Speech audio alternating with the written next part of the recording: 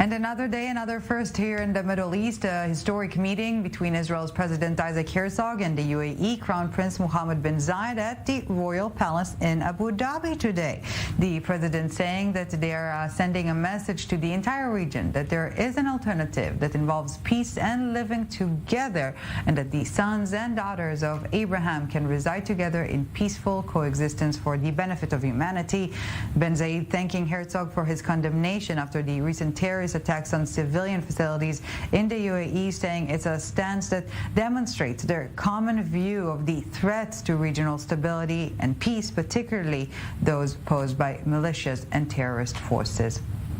So for more, we're now joined by Fleur Hassan-Nahoum, Deputy Mayor of Jerusalem and co-founder of the UAE-Israel Business Council. Thank you very much for talking to us today. So I would like to ask you this at first. What did you feel hearing the Israeli anthem being played at the Royal Palace in Abu Dhabi? You know, we treat it as if it's the new normal now, but a few years ago, who would have thought? Nobody could have possibly imagined such an emotional day today. First ever visit of an Israeli president to the UAE, and indeed, I believe, to any Gulf country on an official visit, and to actually hear the Hatikva playing in the palace was incredible. I don't know how many people were so emotional about this on all the social media, in the press. For Israel, it's so significant because it's finally acceptance as an equal member of the region, and that's extremely, extremely important for us. And I would like us to address what we've heard from the Crown Prince Herzog condemning the recent terror attack on behalf of Houthi-led rebels, obviously backed by Iran, on UAE soil, rather, following similar condemnation on behalf of the Israeli Prime Minister. How significant is it, or how much revealing is it into the map of interests here in the region to see Jerusalem standing so firmly alongside Abu Dhabi in this respect?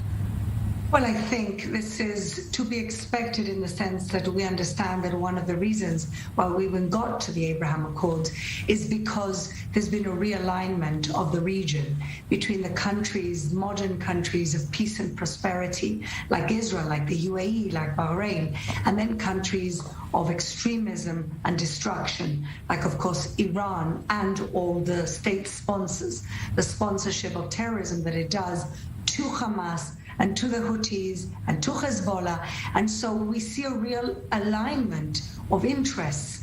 The countries, the modern countries that want prosperity for their people, that want freedoms for their people, that want unity in the region, and the countries that, of course, want to destroy this. And today, we see this. It's incredible that this only happened last week, and that President Herzog is there standing in solidarity with His Excellency Sheikh Mohammed bin Zayed, saying to them, we stand in solidarity with you, because we know exactly what it feels like to have rockets thrown at us, thrown at a civilian population with absolutely no reason for the rockets being thrown, no provocation from our side. So I think it's an important moment. We're meeting in prosperity, we're meeting in peace, but we also have very similar interests in the region. It will be interesting to see whether that indeed resonates when we're talking about the Israeli-Palestinian conflict, especially vis-a-vis Hamas. But, you know, we're speaking of the abnormal becoming the new normal. We had so many firsts in the last 2 years or so. First visits, first embassies, etc. But now, once most of the firsts are behind us already, what's the next goal for the Israel-UAE relation? Well, that's a great question. Look, in 2020 was the year of the signing of the accord. It was all very new. We were kind of caught, unawares. We were surprised, so pleasantly surprised. 2021, we're still trying to get out of COVID. It's a year of building the infrastructure for normalization. I think 2022 is actually the year when normalization is really going to kick off, and when we're going to see some real deals between the governments. We just heard 2 weeks ago of a joint investment fund for businesses in the UAE and in Israel. We're going to see many more collaborations, also on a cultural level. We're going to see, we've been getting to know each other for the last year and a half. And this year is going to be the year, I believe, that we're going to see that springboard into the future.